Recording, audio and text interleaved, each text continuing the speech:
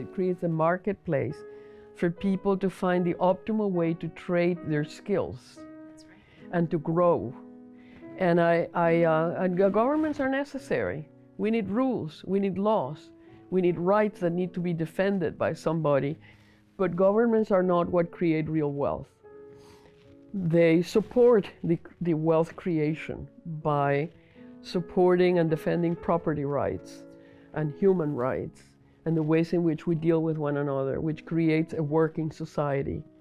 But without private enterprise, without business, without innovation, without entrepreneurs, without enterprises, we have a dead economy. And that's what has unfortunately happened to my country. It is a band of criminals that's ruling the country, and they have destroyed the private sector. It's tragic. Yeah, seeing what happened in Venezuela and now being here, do you think there's a cautionary tale for America? I know so many young people don't think capitalism is the way in which society should be had. They believe in socialism, and so do you think that America is going down that road as well? It's a challenge, because I was young once, and I was a compassionate human being. I'm still a compassionate human being.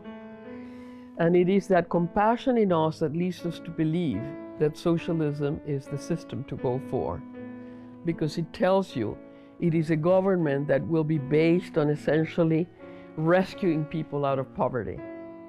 And it sounds good. And it motivates the young people to want to do that. Equality is a wonderful thing. But what people forget is that equality of opportunity is a good thing. We're not equal, we're very different human beings, and it is that diversity of the human species that makes us such an extraordinary force of nature. So you wanna encourage diversity, and socialist regimes do not encourage diversity. What they foster is compliance, and that's what's happened in Venezuela. They have stolen us blind, and it's what's happening in China, and it's what has happened in China, and it is what's happening in Russia.